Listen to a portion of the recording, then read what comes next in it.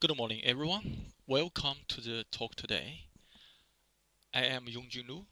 I would like to present you our recently published work using oxygen isotopes to trace the origins of Earth's earliest continental crust. Great thanks to all my co-authors listed here.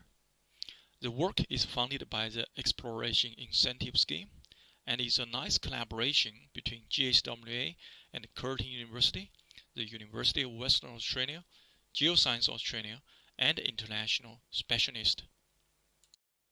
This work was published in Nature a couple of months ago. You can read the full text for free through the link provided here. Firstly, let's have a look at the first billion years of Earth's history.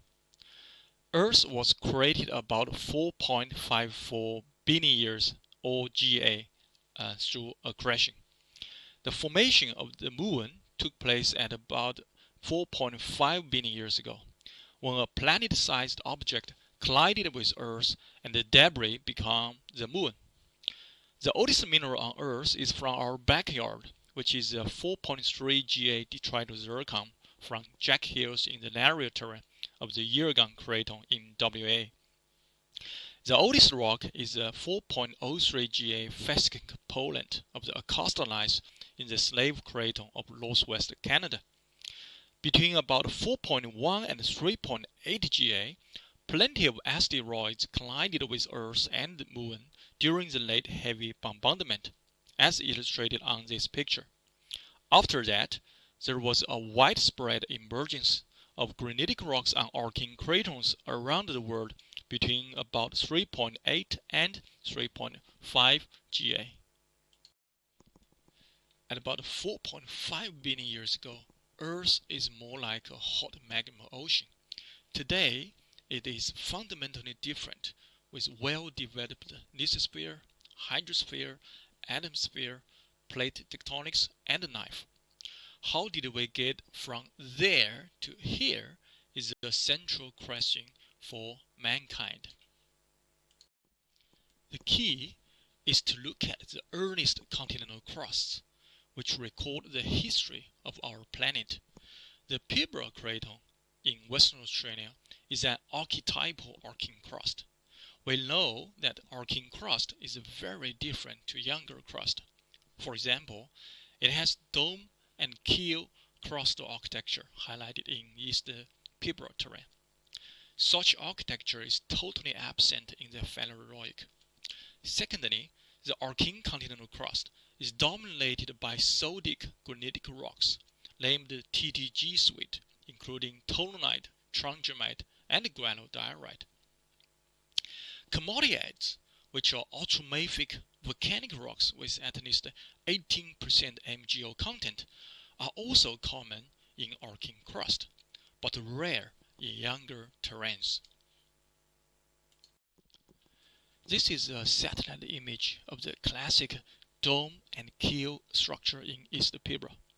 The pale-colored granite domes are surrounded by dark-colored greenstone rocks, such as basalts.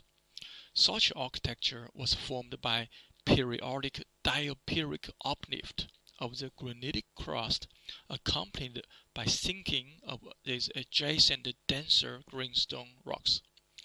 This pattern is in striking contrast with crust formed in subduction zones today, which generally produce non-linear mountain belts, such as the Andes and the Himalayas.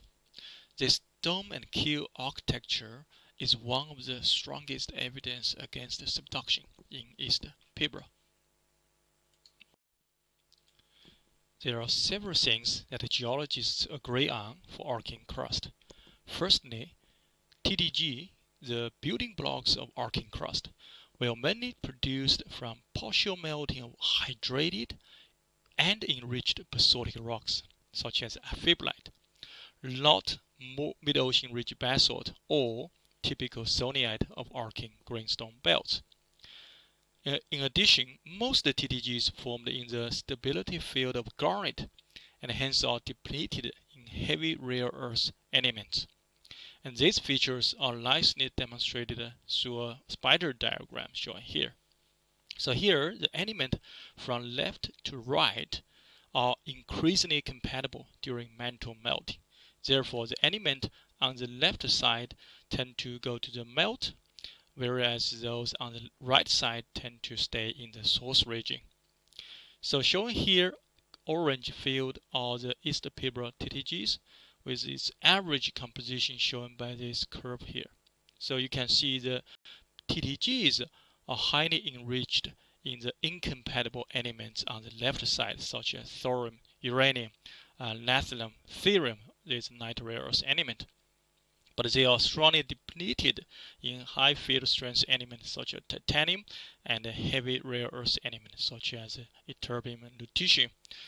So this pattern suggests the garnet was stable in the source region because garnet preferentially sequesters this heavy rare earth element, and the presence of garnet in the source indicates higher pressure of melting during the TTG genesis. Also shown here are possible source rocks for the TTGs.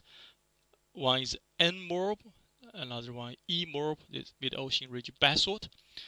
As you can see, both morb types have depleted not incompatible element concentrations. So the quantitative modeling suggests that these morb are unable to produce TTGs due to their depleted incompatible trace element. On the other hand, shown here are the green rocks from the 3.5 GA Cuckoo basalt from the Pilbara supergroup in East Pilbara terrain. And these rocks are very different to the mid-ocean ridge basalt, such as they have elevated thorium, uranium, lithium, thorium concentrations. So they are enriched compared to all the mobs. And the quantitative modeling have demonstrated that these 3.5 GA Cuckoo basalts or enriched basalt are viable source to produce the East Pilbara TTGs. Another thing we agree on is that the early Earth was mainly covered in water, which is nicely illustrated by the picture shown here from science. It is called Ancient Earth was a water world. We also know the Earth's mantle was much hotter in the Archean, evidenced by the common occurrence of commodites, indicating larger degrees of mantle melting under a much higher geothermal gradient in the Archean lithosphere. There are three outstanding questions we want to address here. We all know that water is essential to produce TTGs, but how and from where the required water was added to deep crustal TTG source regions? Secondly, there have been no reports of voluminous homogeneous basaltic sequences in any preserved Archean crust that are enriched enough in incompatible trace elements such as nodular and lithified element and light rare earth elements to be viable TTG sources. So the question is really, where are the true TTG sources? And in what geodynamic setting did Archean continental crust form? Was it subduction or other forms? The previous numerical modeling showed that the increasing mantle potential temperature will inhibit subduction due to the more ductile nature of the crust, and thus its difficulty to maintain continuing snap descent, shown on the right here. The role and arranging of water during crust melting can be evaluated through studying zircon, a mineral many of you are familiar with. So zircon can be dated by uranium-laden isotopes. It is durable in most geological environments, not easily altered, which is ideal for studying Archean crust that was often deformed and metamorphosed. Zircon also returns its primary oxygen isotopic composition that can be precisely measured by ion probe. Zircon oxygen isotope composition is expressed as delta 18 oxygen. which is very effective in fingerprinting interaction with hydrosphere of the Earth. In other words, tracing the source of water. The left panel shows the spatial distribution of zircon-oxygen isotope data of primary magmatic compositions in Western Australia. The right panel shows the temporal evolution. It is well known that zircons crystallized from uncontaminated mantle-derived magmas have homogeneous zircon iterating values, that is 5.3 plus minus 0.6 per mil at 2 sigma, shown as gray band on this diagram. The low temperature water rock interaction with meteoric water or seawater leads to elevated delta 18 values, such as in sediments. By contrast, in high temperature hydrothermal alteration leads to low delta 18 values, such as observed in caldera and rift settings. So both these heavy and light zircon delta 18 values indicate involvement of surface water. So it is powerful in fingerprinting, reworking, and recycling of supercrustal rocks that have interacted with surface water, such as shown in many granites in the proteroic origins with very heavy delta 18 values. So we selected 40 granite samples from the Pilbara and the Yongjun craters for zircon-oxygen isotopes. So these granites are geochemically grouped based on their whole rock potassium-sodic ratio and the strontium-yttrium ratio. The potassium-sodic ratio increases in magmas as they fractionate or incorporate pre-existing crust. So the lower this ratio, the more primitive the magma or source is. The strontium-yttrium ratio is a broad reflection of the plagioclase and the garnet ratio in the source, and it increases with the pressure of melting. So the higher the ratio, the generally higher pressure of melting. The TTGs here refer to sodic high strontium yttrium granites with potassium sodic ratio less than 0.6 and strontium yttrium ratio above 30. The others are potassium high strontium yttrium, potassium low strontium yttrium, or sodic low strontium yttrium granites. It is noteworthy that about 90% of TTGs in the Pilbara and the Yongjun craters are biotite rich and contain little or low hornblende, indicating they are many relatively dry magmas. The figure on the right compares the TTGs and the hornblende bearing granites in the Pilbara crater. So all the green symbols are hornblende bearing granites. We refer to as the high MgO granite series. The shulukitoid, which is the larger green symbols, have the most primitive cynical content, the high MgO, high chrome, nickel concentrations, which are essentially the mesorrhine, about 2.95 GAO, the hornblende diorite and the granodiorite in the Pilbara. So these are very distinct magmatism. The other smaller green symbols are paleoarcing hornblende granodiorites. So you can see all these high MgO granite are continuously evolving towards the TTG in all the major and trace name diagrams. So basically, there are two suites. One is hornblende bearing, indicating the hydrous melt. Another one is biotite-rich granite, many TTGs in the Pilbara. This is what shulukitoids look like on outcrop, abundant in mafic enclaves, typically containing hornblende phyllocrust. Another example showing the hornblende cumulate or phenocrust in this shulukitoid. And these are very hydrous magmas derived from the metasomatized lithospheric mantle, distinct to most TTGs. Here are the zircon-oxygen isotope compositions plotted against the whole rock potassium-sodic ratios and their crystallization ages. The TTGs, which are red circles, form two discrete groups. One group are more sodic with mantle-like delta 18 values. The other group are less sodic with higher delta 18 values. Now this is very important because for the first time such distinct groups of TTGs can be identified.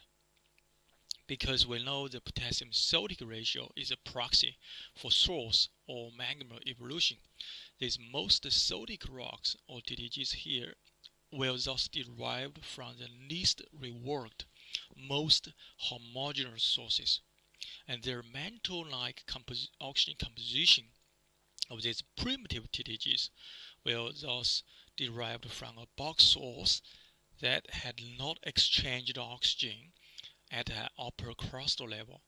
Therefore, neither deeply buried greenstone nor subducted oceanic crust can be the source of these primitive TTGs.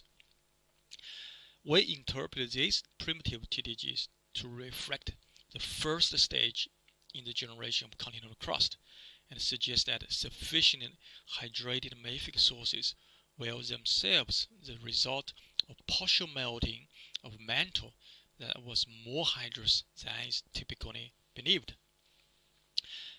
The second group of less sodic TTGs have higher oxygen values. They are similar in oxygen composition and potassium-sodic ratios to shulukitoid, which is shown as green circles, suggesting a gelectic linkage between the TTGs and the shulukitoid through source hybridization, which can be demonstrated in a minute through trace element modeling. That's mainly derived from the Pibra craton. The Yongjun craton shows similar pattern, with its more sodic TTGs have mantle-like oxygen composition, less sodic one has higher oxygen composition. The difference is that the shulukitoid has different potassium-sodic ratio, shown as this blue curl density estimates. So in the Pibra, the shulukitoid has a potassium-sodic ratio at peaked at about 0.4. In the Yongjun, it's much more sodic with a peak at about 0.2. Nevertheless, the weak trend between the primitive TTGs and shulukitoid also suggesting a possible source hybridization in the Yongjun craton. Another interesting finding is that for those more potassic granite with this ratio about 0.6, its oxygen composition remains constant with increasing potassium-sodic ratio, suggesting a closed system crust reworking or fractionation of the source without any external change with the oxygen once these potassic rocks formed. Now we can do some trace element modeling of the TTG source. Shown here are the spider diagram again, with the strongly incompatible elements shown to the left and more compatible to the right. Plotted here include the Pibra sonite and those older than 3.45 GA old sonite from the Pibra as well. So the sonite in the Pibra has relatively flat trace element profiles, and a lot particularly enriched in these large ion lisophyll elements such as rubidium or thorium or light rare earth element. Unlike the Kukor basalt shown as a gray field here, which have been demonstrated as a viable source for the Pibra TTGs. Also shown are the all Pibra TTGs based on whole rock compositions here, and all the Pibra evolved TTGs here, and the high MgO granite series other than shulukitoid, these little green symbols. Pibra shulukitoid, these larger green symbols. Pibra primitive TTGs, these small open circles. Yongjun primitive TTGs based on the oxygen composition is this blue dot. Now, we can assume the pybrosoniite can be a source to form the TDGs. If we partial melt the soniite at 20%, the resulting melt will have this composition shown as a pink field. So they will be enriched in rubidium, thorium, light rare earth element, and depleted in heavy rare earth element. The degree of depletion of heavy rare earth element, of course, depends on the ratio between the garnet and the hornblende in the restite. The important observation is that the Pibro primitive TDGs, as we mentioned in the previous slide, these primitive TDGs with mantle-like oxygen compositions, they match the partial melt of pybrosoniite. So that means is most primitive TDGs do not require an enriched basaltic source, as we showed previously that the average TDGs do require an enriched source. So that is a very important conclusion. Primitive TDGs just require melting of normal arcing soniite with mantle-derived water. The schlukitoid, on the other hand, are the most enriched in these incompatible trace element concentrations.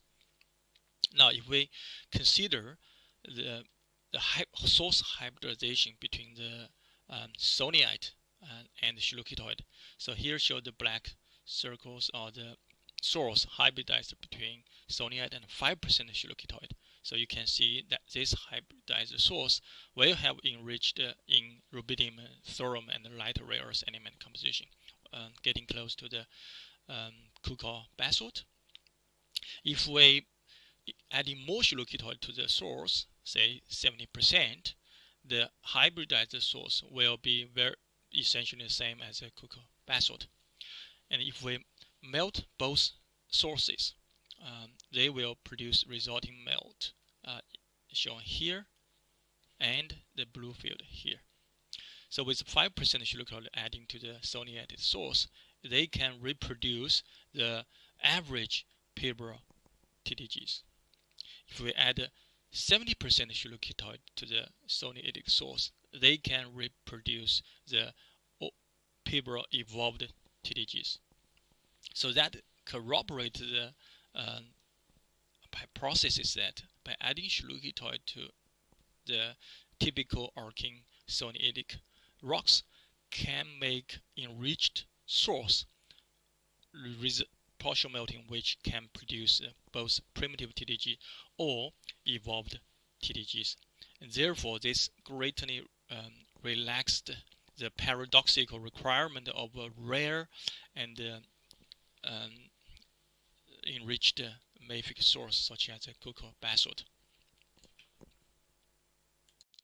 Here we show how the Earth's early facet crust was formed in the Pibro craton.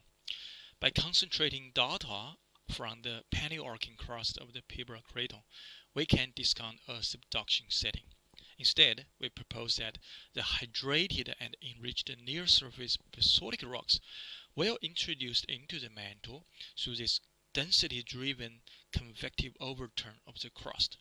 And we also suggest that this continuous gravity-driven dripping of greenstone belts with heavy delta 18 oxygen compositions through the entire crustal column and into the mantle. The primitive Pibro TDG indicates that the earlier arcing mafic lower crust was already hydrated enough in mantle-derived water to undergo partial melting during periods of atmospheric extension and dripping. The lower crustal drips may have caused a limited metasomatic enrichment of the lithosphere, augmenting the trace element inventory of the TDG source. The greenstone that dripped into the mantle released the oxygen-enriched fluids and hydrated partial melts that metasomatized the lithospheric mantle. And under extension, this metasomatized lithospheric mantle melted to produce enriched hydrous silicatoid. And in turn, this enriched silicatoid infiltrated and mingled with the ductile Mayfield crust to form the hybridized source for the oxygen-enriched TTGs. And these results remove many of the paradoxical impediments to understanding early continental crust formation. In conclusion, we suggest the water, which is an essential ingredient for making continents, is from deep within the mantle. Earth may contain more primordial water than previously thought. Two distinct groups of TTGs are identified based on zircon oxygen isotopes and hierarchical chemistry. The strongly sodic TTGs were derived from normal soniatic source hydrated by primordial mantle-derived water. However, the less sodic TTGs were derived from soniatic source hybridized by metasomatized necessary mantle-derived hydrous silicatoids. The hydrated and enriched near-surface basaltic rocks were introduced into the mantle through density-driven convective overturn of the crust in East Peterborough. Thank you very much.